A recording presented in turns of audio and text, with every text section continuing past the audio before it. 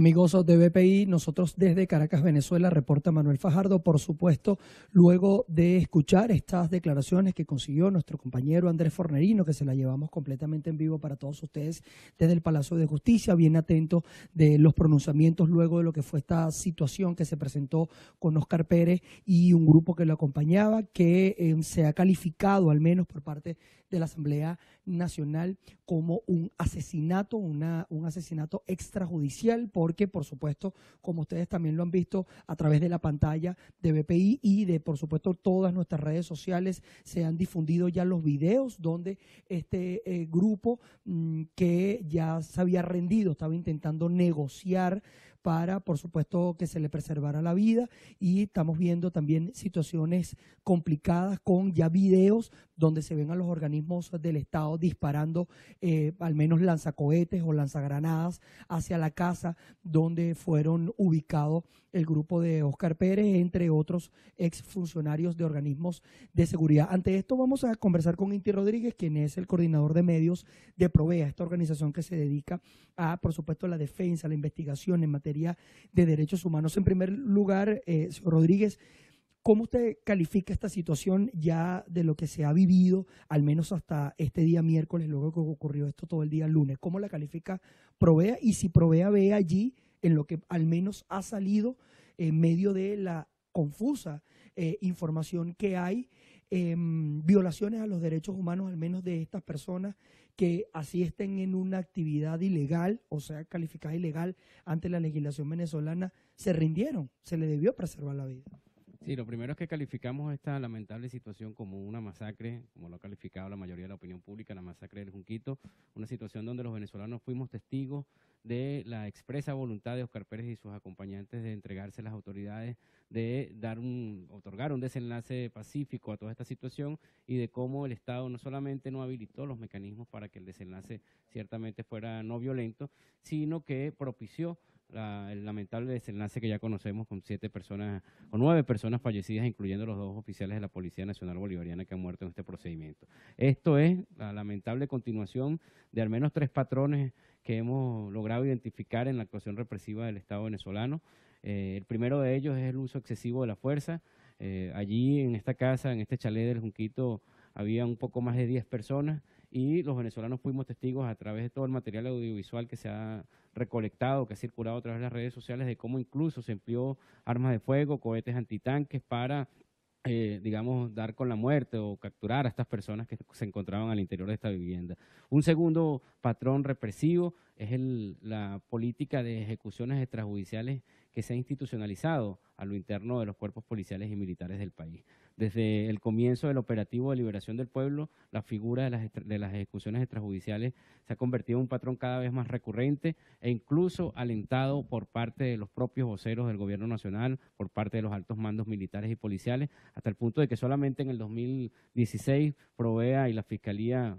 bajo la gestión de Luis Ortega Díaz, contabilizó al menos 242 muertes por ejecuciones extrajudiciales solo en el marco del operativo de liberación del pueblo. Entonces, lo que ocurrió este lunes es una continuación de esa figura de las ejecuciones extrajudiciales, esta vez contra un grupo de personas que habían expresado su voluntad de rendirse y que el Estado, digamos, no agotó o propició el desenlace violento sin preservar la vida y la integridad de estas personas. Un tercer elemento que nos genera muchísima preocupación y que también es una constatación de las denuncias que hemos venido haciendo desde hace bastante tiempo, es la presencia de agrupaciones paramilitares en operativos de seguridad ciudadana. Tanto en el marco del operativo de liberación del pueblo como en otros operativos realizados en Caracas y en otras ciudades del país, se ha denunciado permanentemente la participación de estos llamados colectivos de grupos paramilitares en allanamientos, en detenciones arbitrarias, en situaciones de ejecuciones extrajudiciales contra detenidos en el marco operativos de seguridad ciudadana. Y en el caso de las protestas, en 2017 fuimos testigos, y 2014 también,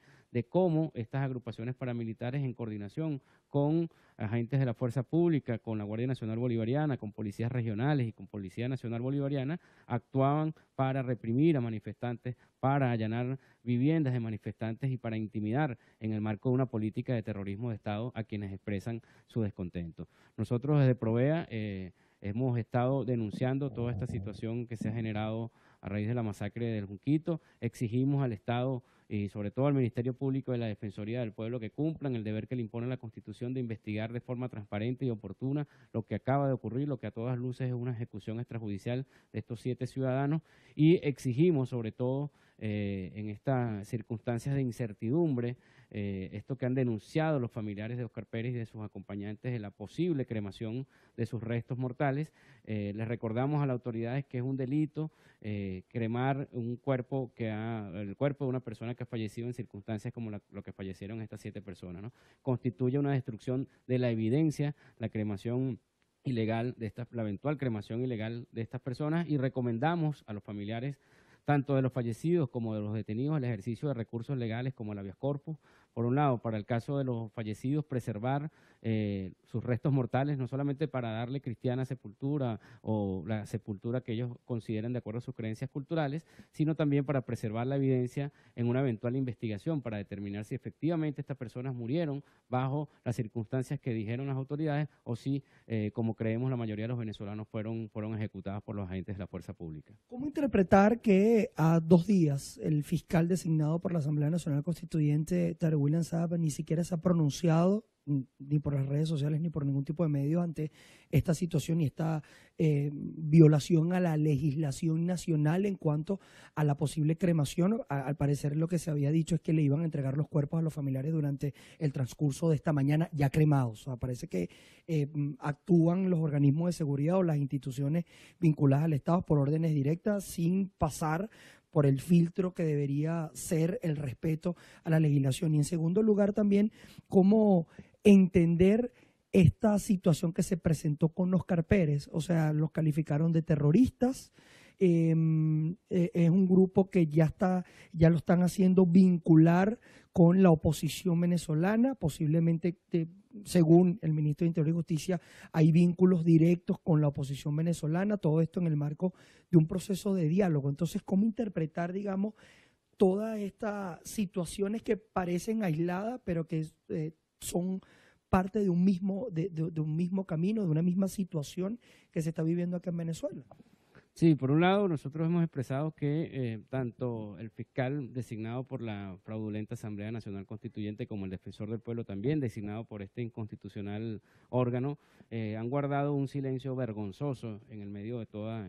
esta situación de esta masacre del Junquito. Si la Fiscalía, el Ministerio Público y la Defensoría del Pueblo hubiesen habilitado los recursos con los que cuentan en el medio de este operativo para preservar la vida y la integridad de estas personas que habían manifestado su voluntad de entregarse, estaríamos contando otra historia el día de hoy. Ese silencio que han guardado estos 2 organismos es un aval para las violaciones de los derechos humanos que se cometieron el pasado lunes, que se siguen cometiendo contra los familiares de los detenidos, contra los detenidos y contra las personas que fallecieron en el marco de este operativo, y es desde luego un silencio cómplice que permite la reiteración de nuevos abusos contra los derechos humanos. Nosotros hemos dicho que ambos organismos deben actuar para velar por la integridad de las personas que están detenidas. Hay que recordar que estos detenidos, muchos de sus familiares no conocen las condiciones en las cuales están recluidos, no conocen los delitos de los cuales se les estarían imputando. Entendemos que hoy que el día de ayer la Fiscalía Militar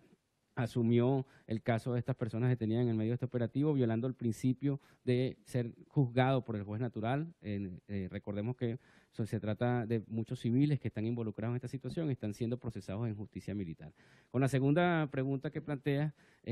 sin duda alguna, el gobierno, estas declaraciones del ministro Reverol, lo que intentan es taponear o boicotear este proceso de diálogo que han mantenido los actores políticos de la oposición y del gobierno recientemente, ¿no? Este mensaje que trata de enviar al gobierno con este resultado, con este desenlace del operativo de búsqueda de Óscar Pérez, es un mensaje para toda la disidencia política venezolana y es un mensaje para todo el que exprese descontento en medio de esta grave y penosa situación económica y social. Y el mensaje es sencillo, el mensaje es que el terrorismo de Estado, la represión y el autoritarismo se imponen o intentan imponerse por encima del descontento y de las legítimas demandas de cambio social, de atención a la grave crisis del país. Entonces,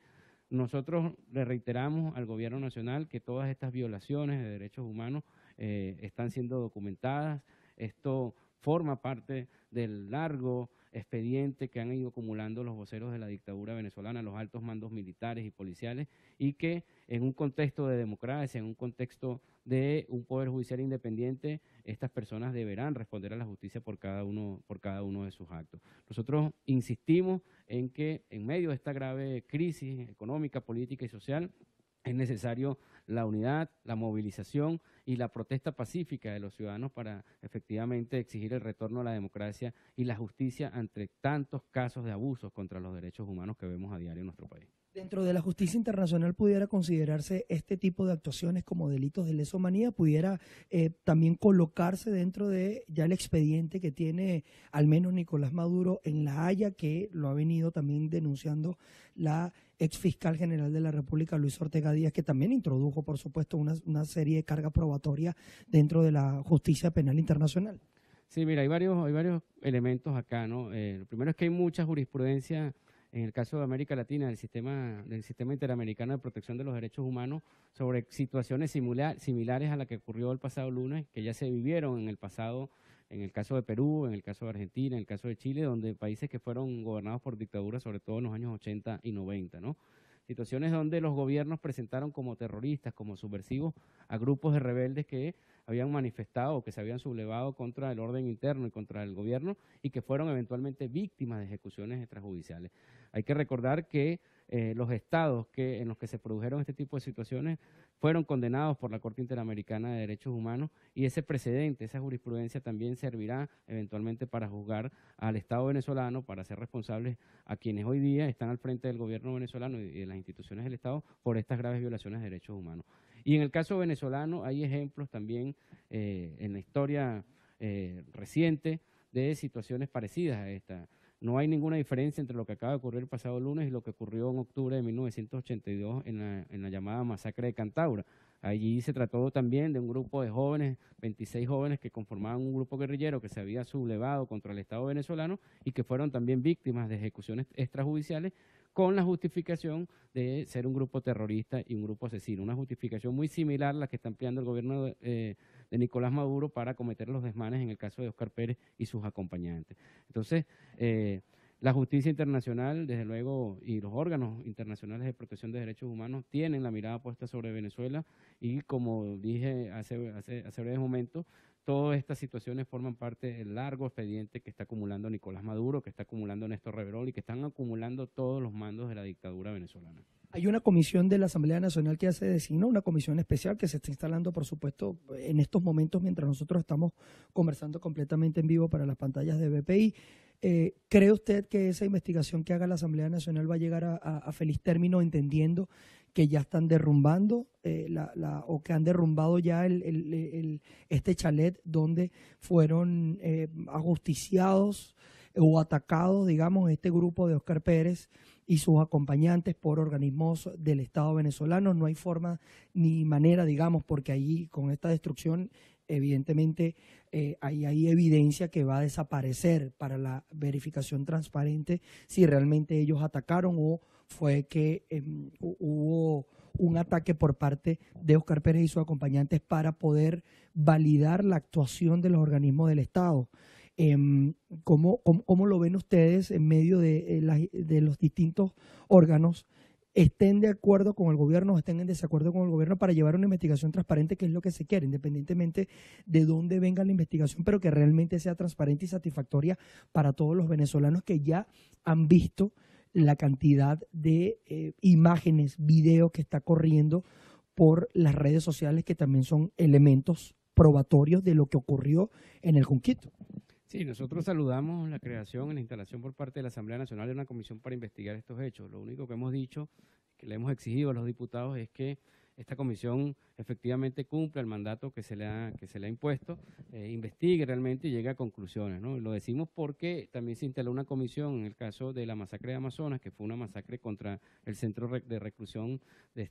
esta ciudad en el estado del mismo nombre. Y bueno, lamentablemente esa comisión no llegó a ningún final, ¿no? No se condujeron las investigaciones pertinentes y no se produjo un documento final que permitiera demostrar las responsabilidades por los hechos, ¿no? Y hay que recordar que esa masacre de Amazonas fue también cometida, perpetrada por funcionarios de este llamado FAES, de esta Fuerza de Acciones Especiales de la Policía Nacional Bolivariana, que se ha convertido en un grupo de exterminio del gobierno de Nicolás Maduro. Sí saludamos la creación de esta comisión y sí insistimos que a pesar de que exista destrucción de evidencia física, como el caso del chalet, que presuntamente ha sido destruido, o la eventual cremación de los cuerpos, eso si bien dificulta el acceso a la justicia, las investigaciones que se puedan hacer a futuro para determinar las responsabilidades por este caso, sin duda alguna hay mucho material audiovisual, hay muchos testimonios que permiten o que van a permitir eventualmente que se pueda demostrar que efectivamente se trató de una masacre y que se trató de una ejecución extrajudicial. Y uno de esos primeros elementos es este afán del Gobierno Nacional de destruir la evidencia existente para encubrir los crímenes que se cometieron en estos hechos, ¿no? Pero, sin duda alguna, a pesar de que se intente obstaculizar el derecho a la verdad por parte de los familiares de las víctimas y de la opinión pública en general, hay muchísima evidencia para demostrar que efectivamente esto se trató de una masacre, se trató de una ejecución extrajudicial. Y una de esas principales evidencias también es que hubo una total asimetría en este operativo, ¿no? Se habla de un enfrentamiento, pero si nosotros observamos la composición de este operativo, estamos hablando de más de 600 funcionarios que emplearon armamento pesado de guerra, cohetes antitanques, armas de todo tipo de calibre, de muy alto calibre, contra 10 personas que se encontraban en una vivienda y que habían expresado su voluntad de rendirse. Eso es un enfrentamiento totalmente asimétrico que por lo general en la historia de la actuación policial venezolana intenta encubrir una ejecución extrajudicial como desde Provea hemos afirmado que fue lo que ocurrió, una ejecución de estas personas. Dentro del grupo Oscar Pérez, que era funcionario del Cuerpo de Investigaciones Científicas Penales y Criminalística, también habían otros funcionarios de otros organismos de inteligencia, como la DIGESIN, entre otros organismos. Es decir, eso se puede interpretar como que hay un descontento generalizado y que hay miedo dentro de los mismos funcionarios que son parte del Estado venezolano. Eso evidentemente es violatorio de los derechos humanos porque hay posibilidad, al menos lo que dice la Constitución en su letra, que hay posibilidad de tú discernir o disentir del gobierno. Es una posición política de agrado o desagrado. Y manifestarla parece en Venezuela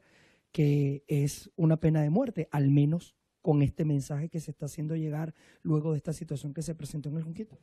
Sí, nosotros siempre hemos dicho que mientras el gobierno cierre las puertas a las salidas democráticas, pacíficas, consensuadas a esta grave crisis económica, política y social que vive el país, está abriendo las puertas a la violencia, ¿no? Nosotros nos compartimos los recursos o los métodos que empleó Oscar Pérez y sus acompañantes para expresar su descontento, pero entendemos que, al igual que este grupo de ciudadanos, hay millones de ciudadanos que están descontentos en las calles y que han sido permanentes víctimas de la criminalización y de la persecución judicial por parte de la dictadura de Nicolás Maduro. No hay ninguna diferencia entre los métodos empleados por Oscar Pérez o los métodos que emplean familias, padres de familias, madres de familias que hoy día están angustiados, que están desesperados porque no consiguen comida y que recurren a la lamentable figura de los saqueos. Entonces, es un gobierno que tiene a la ciudadanía contra la pared, que impide el ejercicio de la disidencia política, que impide el ejercicio o la expresión libre y democrática del descontento social como debería ser en toda democracia, y al cerrar esos mecanismos democráticos, pacíficos para la resolución de los conflictos, sencillamente deja las puertas abiertas a la violencia. Entonces, de allí que nosotros, aunque no compartamos estos métodos, defendemos el derecho que tienen cada uno de los venezolanos a expresar su descontento, a defender sus derechos ante un gobierno que sencillamente ha extinguido el Estado de Derecho, ha erosionado la garantía para los derechos humanos y está matando de hambre a millones de venezolanos día a día. Bien, palabras de Inti Rodríguez, quien es el coordinador de medios de Provea, todo esto calificando, por supuesto, esta situación que se presentó con Oscar Pérez y sus acompañantes como una masacre. Ha dicho claramente que cómo está actuando, al menos lo que se conoce hasta este momento, y las posiciones que se han tenido por parte de los distintos voceros del Estado, en primer lugar del ministro de Interior, Justicia y Paz, Néstor Luis Reverol Torres, es una patada al proceso de diálogo que se lleva a cabo en República Dominicana. Podemos presumir que por eso hay una evaluación información dentro de la Mesa de la Unidad Democrática si va a acudir el próximo día 18 a estas reuniones que están planteadas en el país caribeño. También ha dicho que, por supuesto, esta situación, como está planteada al menos en este momento y los distintos videos que están corriendo por las redes sociales, puede ser